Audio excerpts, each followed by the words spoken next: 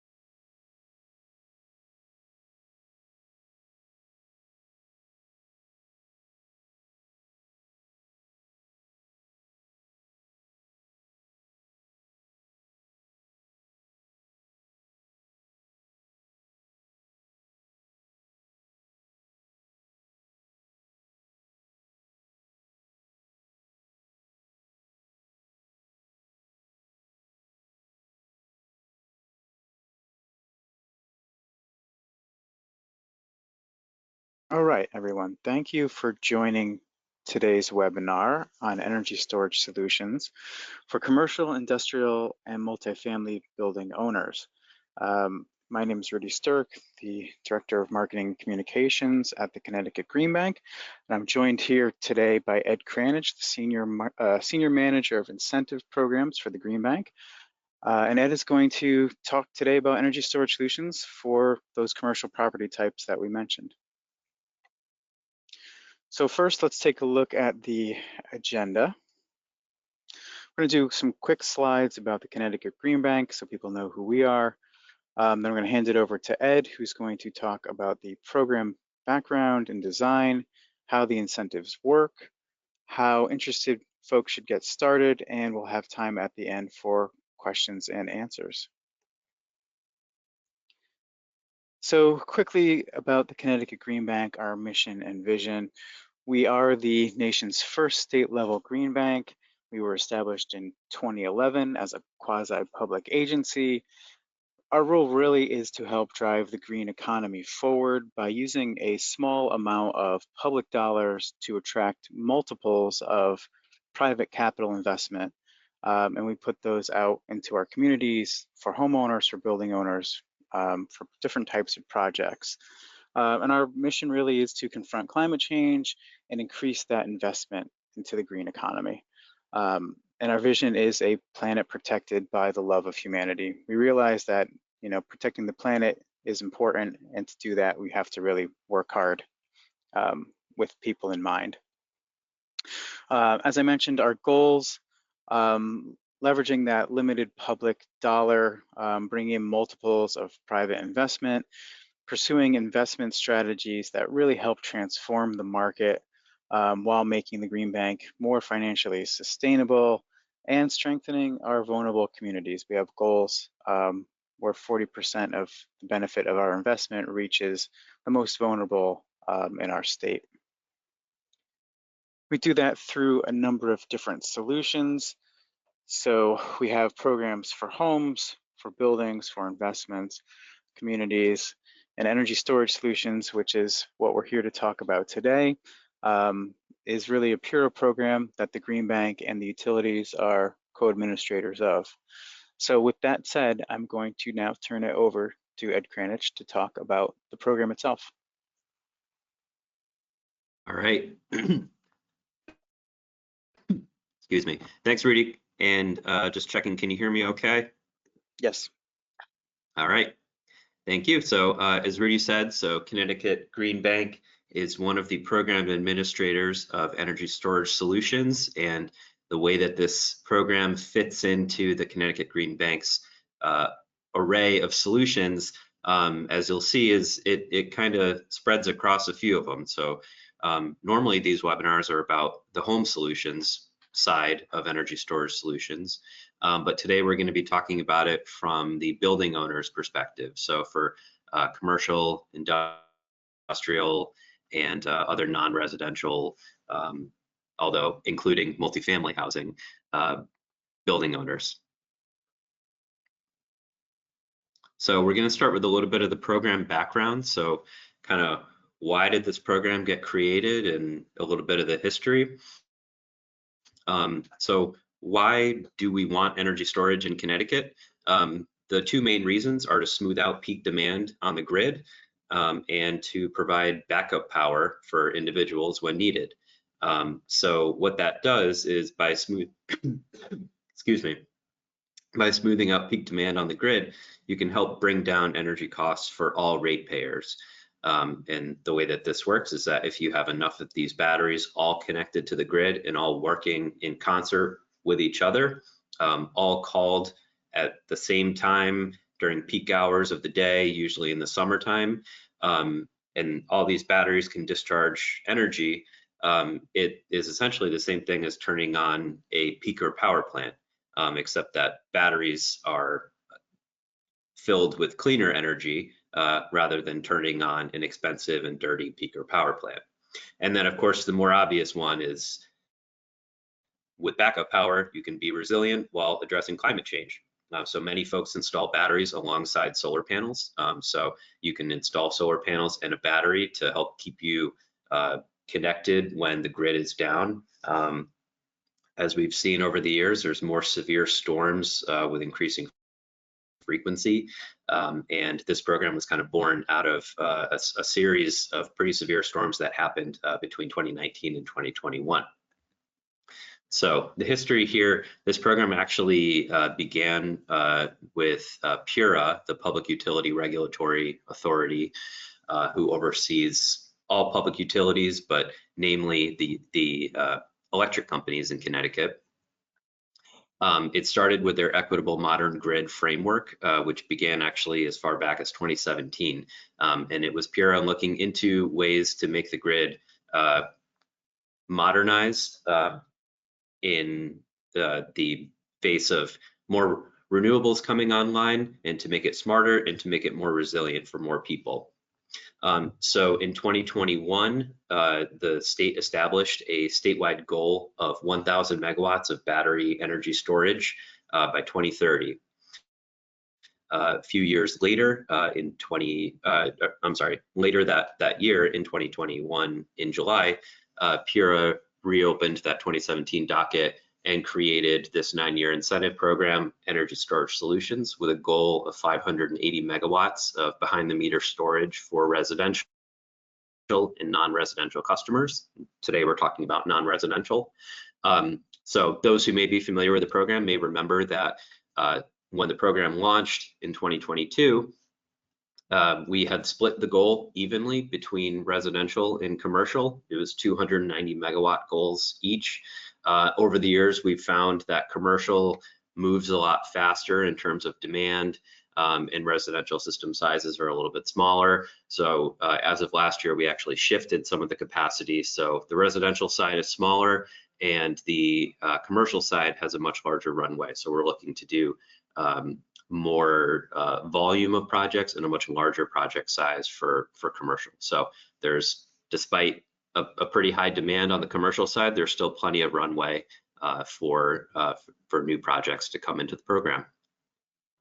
So overall, as Rudy had mentioned, the Green Bank has a goal of reaching underserved customers, and this program is no different. It has a program goal of 40% of the benefits reaching underserved customers, which is going to primarily come through residential, low income, and multifamily affordable housing or distressed municipalities.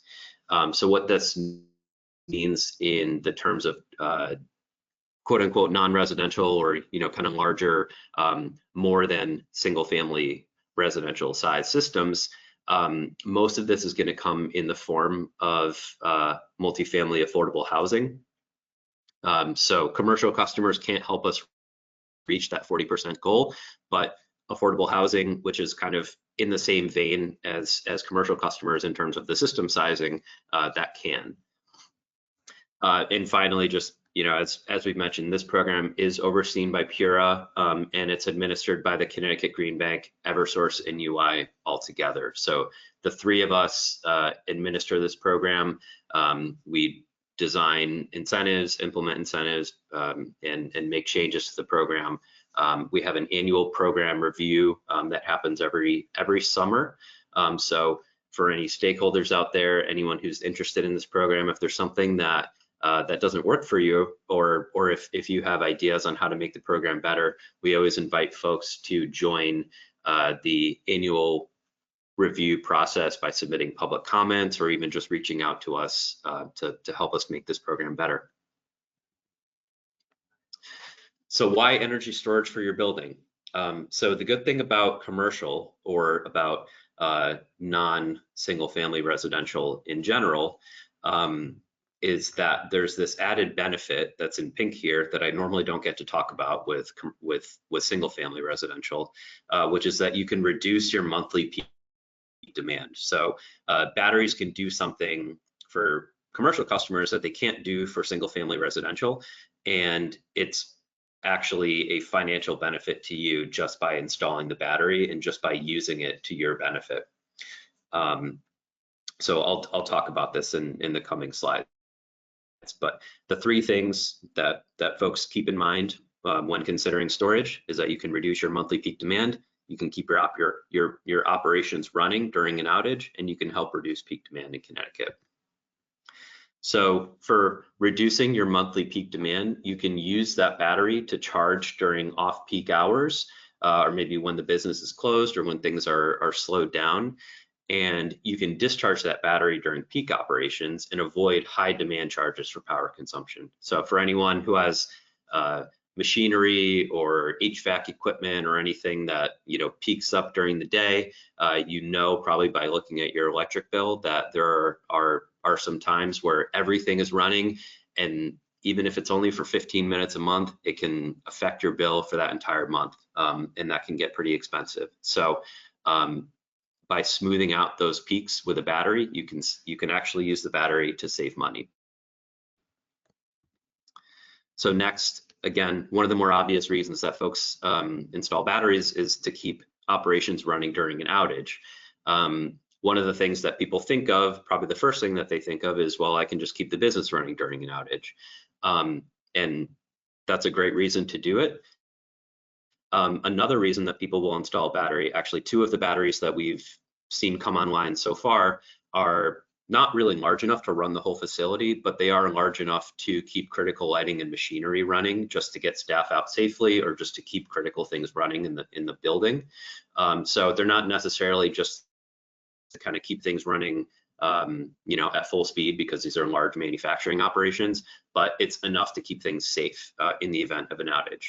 And finally, one of the reasons actually that I've heard from some of our developers about why folks are installing storage is that for really high precision manufacturing in industrial customers, you can avoid power interruptions that can cause very expensive manufacturing errors or data loss.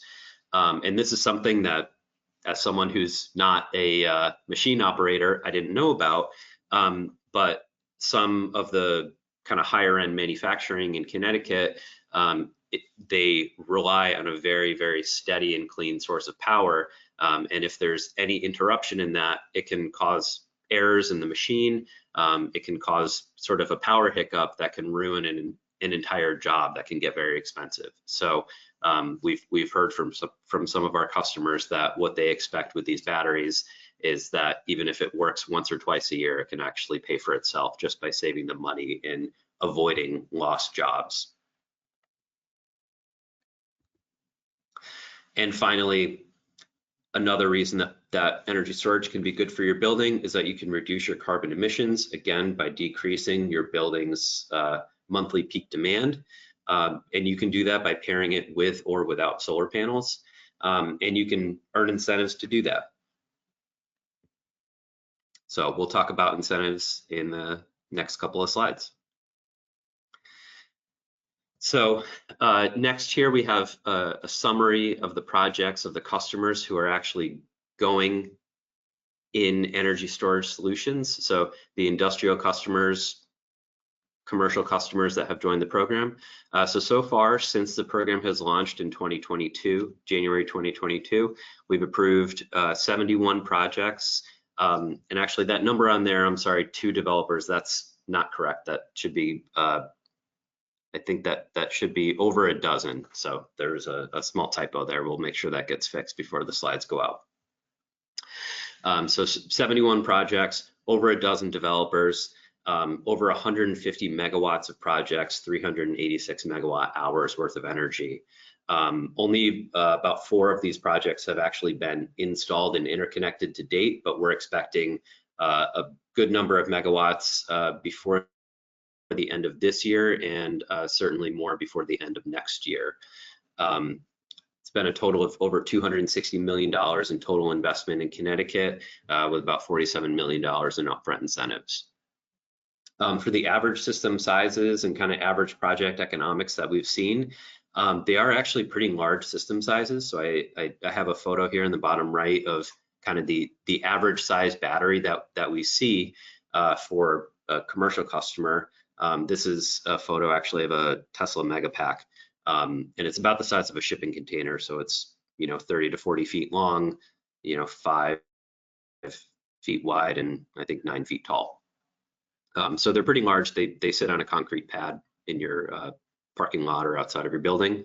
But the average system size so far has been anywhere between 1 and 2 megawatts and 2 to 6 megawatt hours in average energy size, and this can come at a cost, anywhere from $2 to $4 million. The average upfront incentive about $660,000.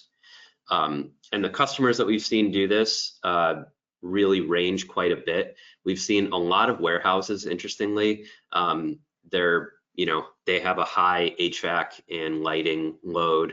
A lot of machinery, conveyor belts, charging, forklifts and things like that. So a lot of warehouses, a few agriculture, a lot of manufacturing, kind of more in the, kind of high-end, high-precision manufacturing in Connecticut, a couple of municipal customers, food production, just some of these customers that have really high peaky loads, especially, again, in the summertime when they have like a high cooling load. And even some schools, universities, retail. So really the range is quite wide in terms of how the type of customer that storage can benefit.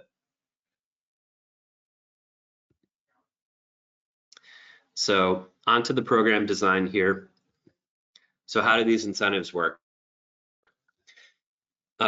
So they are a little bit complex, so I ask you to bear with me a little bit when we go into both incentive types here.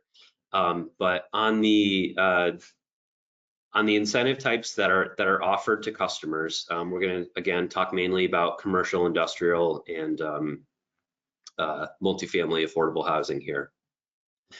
There are 2 types of incentives. One is an upfront incentive, and that's for what's called passive dispatch.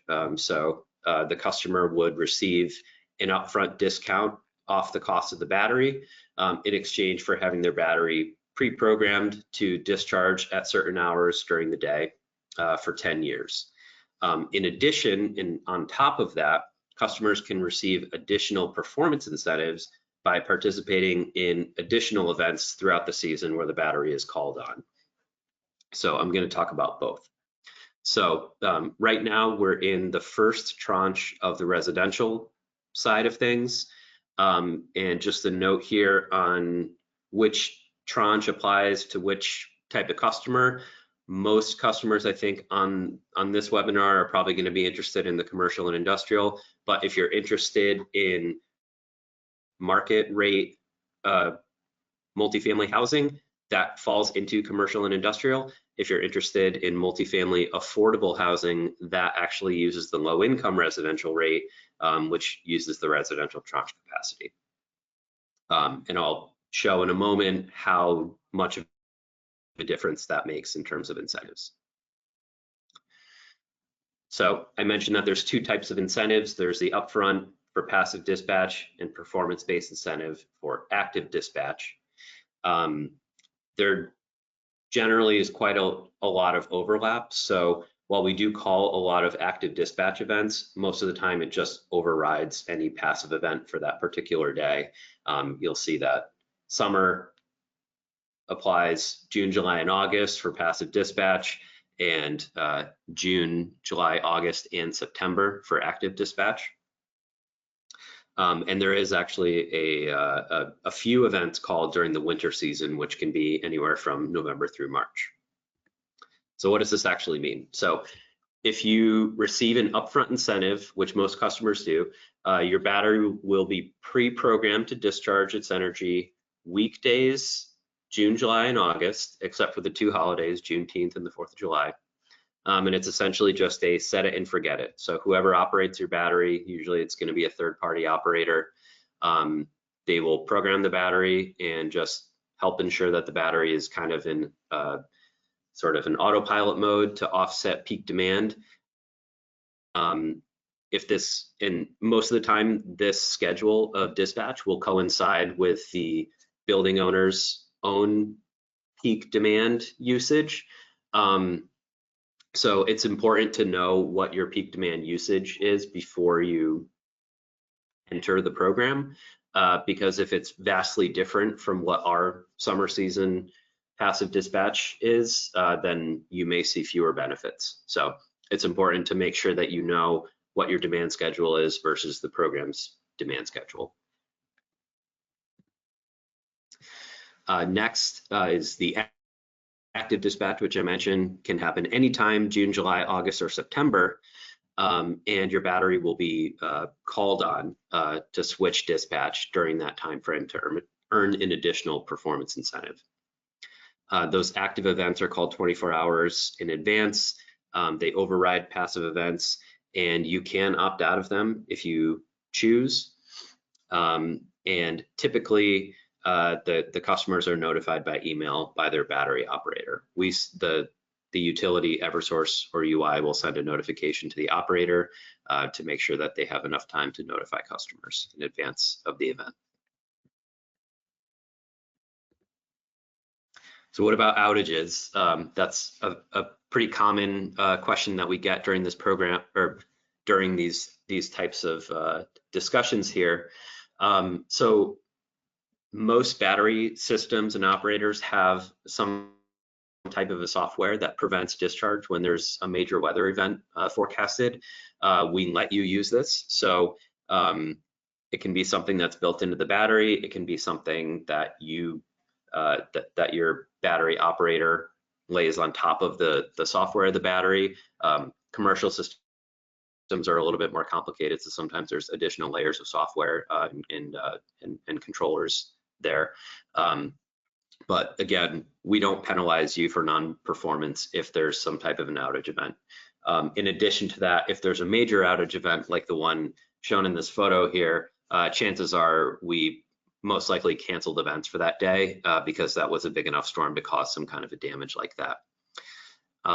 There's no dispatch during the months of April, May, or October. However, there is effectively no dispatch really between November and January, because in the winter event, we only call 2 to 3 events, and they're typically in February or March. So, effectively the summer is really the main bulk of when your battery is going to be discharging. So what that means is that, in short, winter storms aren't really that much of a concern for customers who participate in this program, because there usually are not events that coincide with winter storms. All right, so talked about how the incentives work, the background of the incentives. Now we'll talk about what they actually are and how they actually get paid.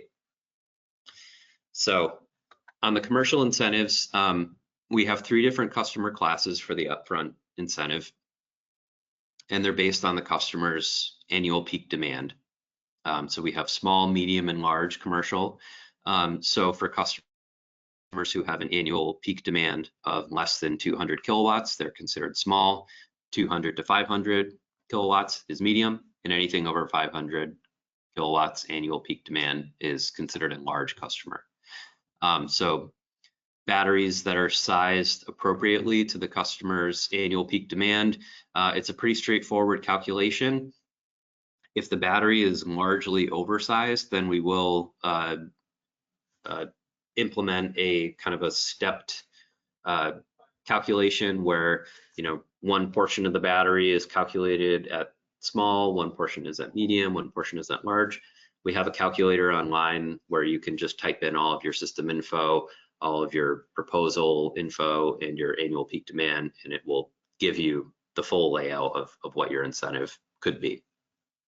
So it can get a little bit tricky to calculate it by hand when you have a large oversized system.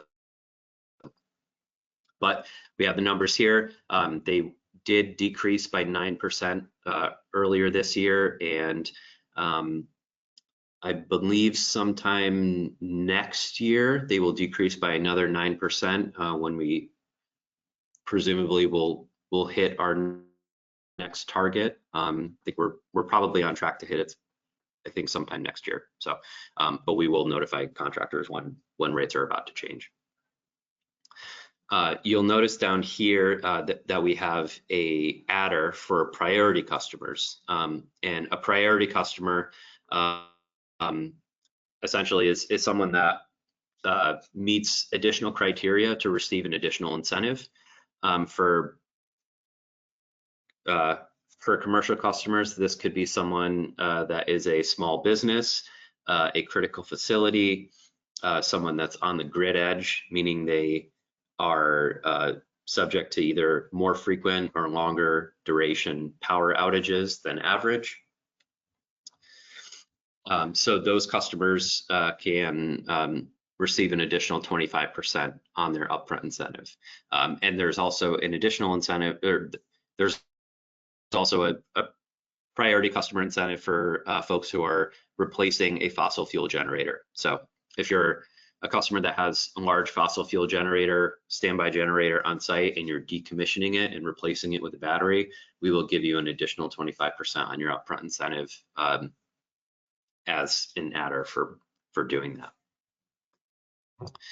The performance incentives down here at the bottom, they're the same for every customer no matter what, so there's no adders on there, and they're the same residential or commercial.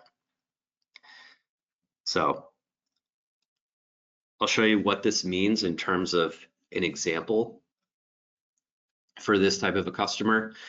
So I have an example here for a small commercial and industrial customer, just kind of using some averages in terms of, average cost per kilowatt hour, average incentives, things like that.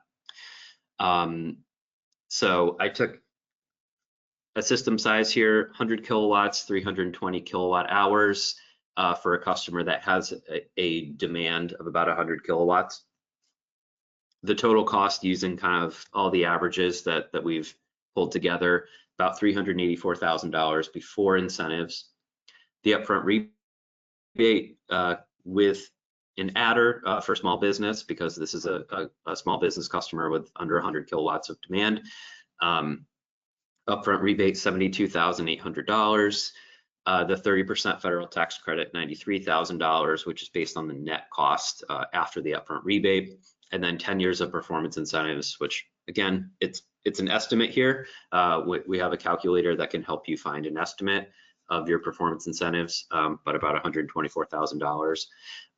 So keep in mind that this doesn't include some of the additional potential federal tax credits or accelerated depreciation. So there's some additional benefits in there that don't apply in every situation, so they're not included here. And then of course there's demand savings, which that's a very unique calculation as well. You need to know what the customer's actual demand is and kind of what their profile is and how the battery will be used to offset that. So net cost of backup power before even taking into account demand savings and potential additional federal tax credits is about $94,000.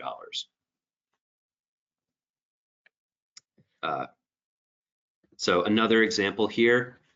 So this is, again, just to show you the difference between the affordable housing incentives and the market rate housing or commercial incentives. So I took a system here, a little bit larger. So this is a 1 megawatt battery, 3 megawatt hours for a 100 unit complex. Total cost about $3 million, again, based on averages. Upfront rebate actually capped in this case at $1.5 million. Federal tax credit, which again, there could be a 10% adder on that if it's you know, for LIDAC communities. 10 years of performance incentives. This one actually ends up having a net benefit of backup power, which is over $100,000. Residential customers, even multifamily customers, typically, depending on the way that the building is wired and metered, they may not be able to benefit from any demand savings at all. So, you know, there is that consideration as well. So that's why the incentives are a little bit higher. So, you know, between these two examples here, obviously two very different types of customers. But you know, the benefits are certainly there, and when it comes to your individual situation, it's a very individual type of calculation to find what works for you. And so on larger systems, typically what we see here for these 1 megawatt and larger systems is that most of them are not purchased and owned by the customer. In most cases, they are leased.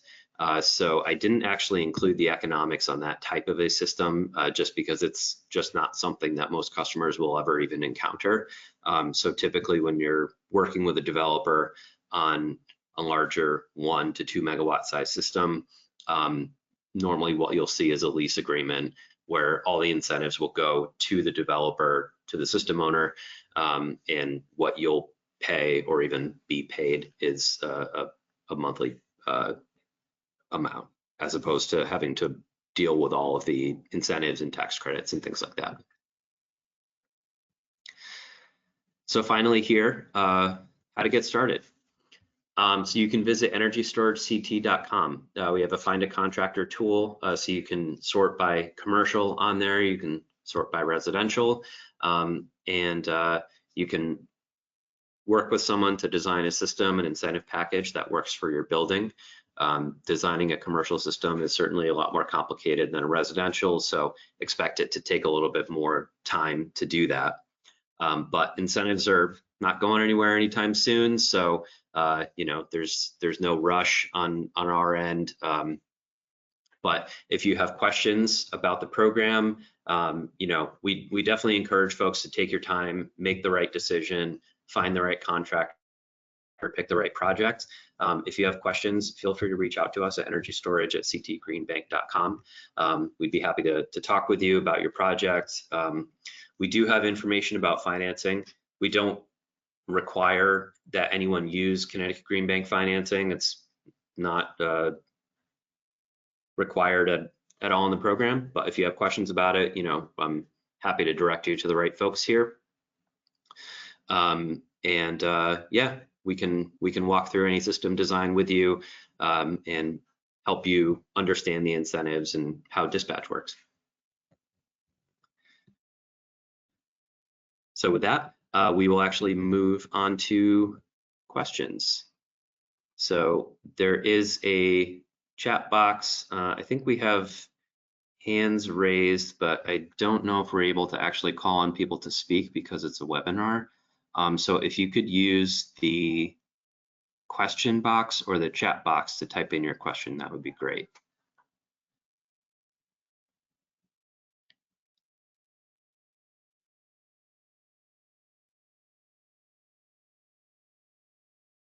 I'll just give a minute here.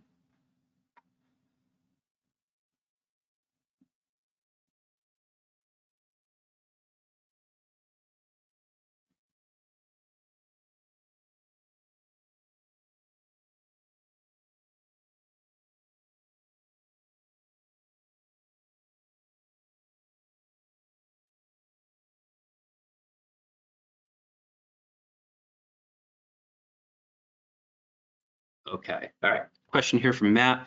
Are the batteries scheduled to dispatch straight to the grid or to power local loads for passive dispatch events? Good question. So we used to actually say that passive was for on-site demand and active was just for grid demand, but that's the intent, but in reality, the power will just go where it needs to. So the building load will always come first. And we measure performance at the inverter level of the battery. We don't measure it at the meter outside of the building. So your performance is based on what comes out of the battery before it goes to the building load or eventually to the grid. So it can benefit you, building owner first, and then anything excess can go to the grid. The next question here, what is the process to apply for upfront incentives? Everything in the program for incentives is done through your eligible contractor. So if you are working with someone from the EnergyStorageCT.com website, they will basically do everything on your behalf. So all you really do, aside from, working with the contractor to design the system, that works for you, you will sign the contract, and then the contractor will submit the paperwork to the Green Bank, including the signed contract and information about the interconnection and your electric consumption. Typically, when you submit a project for a large commercial one, for anything with an incentive over $500,000, we have to get it approved by our board in order to approve the project. So that adds a month up to 2 months, sometimes depending on the schedule of the board meeting. But that can add some time to the review. But typically, it's a pretty short review process, depending on the timing of submission versus the next board meeting. There is no limit, as far as I'm concerned, on how many applications a contractor or a customer can submit, as long as as long as all the properties are eligible.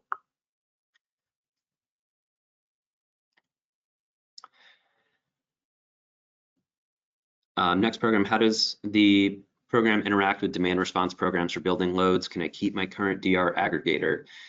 So actually, there are some aggregators that actually work in the program already as battery providers. So you may want to reach out to them first to see if they even offer storage as a service. But we don't do anything additionally or have any additional interaction with any demand response programs. So this can be done on top of or in addition to any program that you're already working in.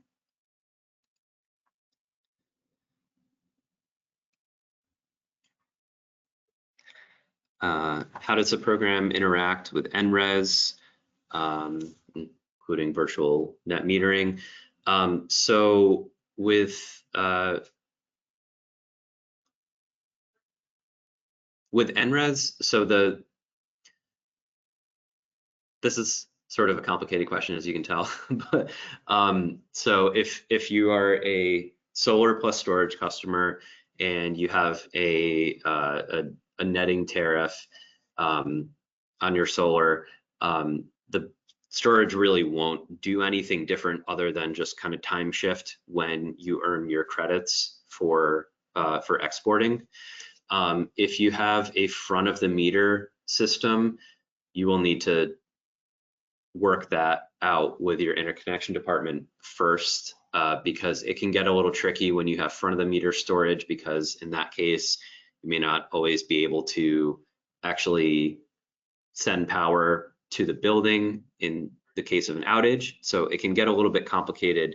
And typically we don't allow front of the meter unless there is a kind of like an extenuating circumstance, because this is a behind the meter program. So we typically are not, we typically don't support front of the meter. So it can, the short answer to that is that it depends, unfortunately.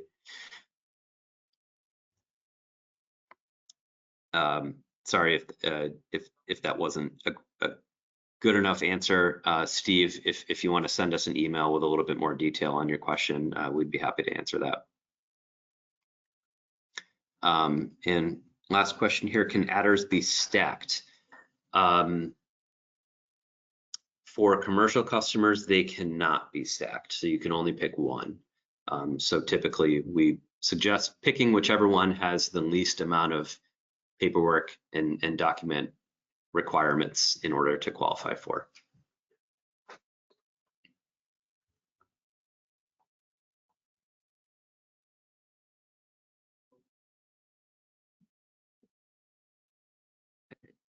Next question here. In connected solutions or bidirectional EV chargers eligible for incentives? So we do not currently allow EV charging in this incentive program, mainly because the upfront incentive, really relies on the battery being in one place and definitely being reliable for that 10-year period.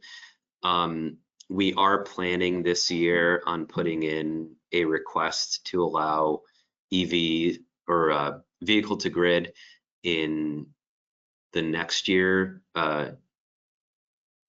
program. So in this annual review this summer, we're going to put in a request to allow vehicle to grid for the performance incentive only, not for the upfront incentive, starting next year. So we will see what comes of that this summer.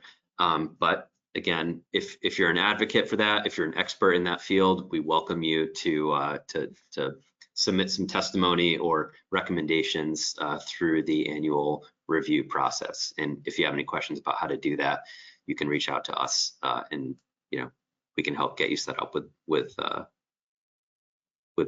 Pura. But yes, that is sort of the next frontier of energy storage solutions.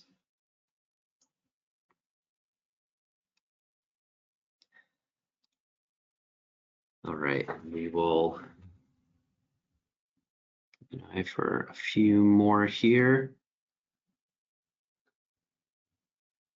Are there penalties for the battery not being fully available for passive? That's a good question. So that is actually a change to the program that we made already. We had that approved last year, and that is in our passive performance or passive compliance formula. And in that formula, we allow for the performance in the passive dispatch is based on your available energy capacity at the start of the event. So if your battery has degraded, or if your battery is charged by PV and it's been raining for a week straight and the battery hasn't been charged enough, then you will not be penalized for that. Same thing goes with storm related outages. If your battery is in storm mode because there's been outages predicted, then you will not be penalized for not participating fully in that passive event.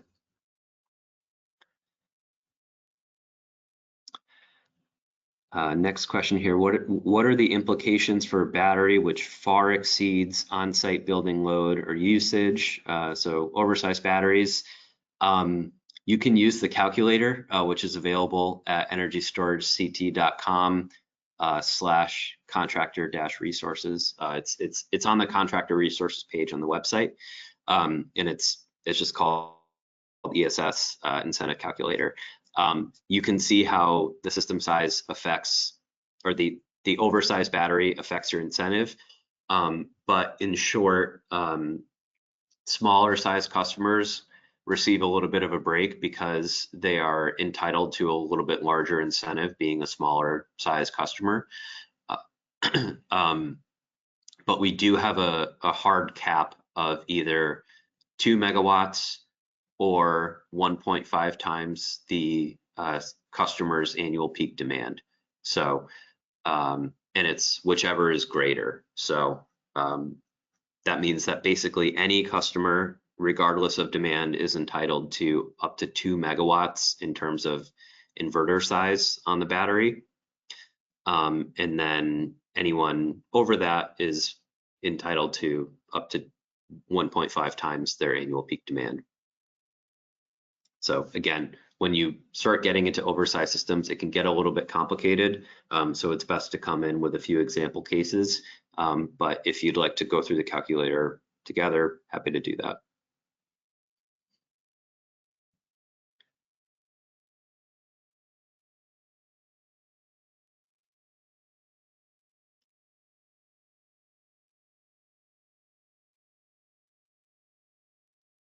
All right.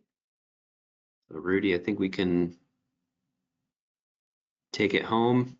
What do you think? Yep. I think we are good. I don't see any other questions coming in. So if folks have questions, please feel free to reach out. We will post this webinar and send out an email later this week with the slides and link to the recording. Yeah, and please keep in touch. Let us know if there are things we can do to help you get these projects out into the world. All right. Thanks all. And we will be in touch with a recording and a copy of the slides. And until then, have a great rest of your day. Thank you.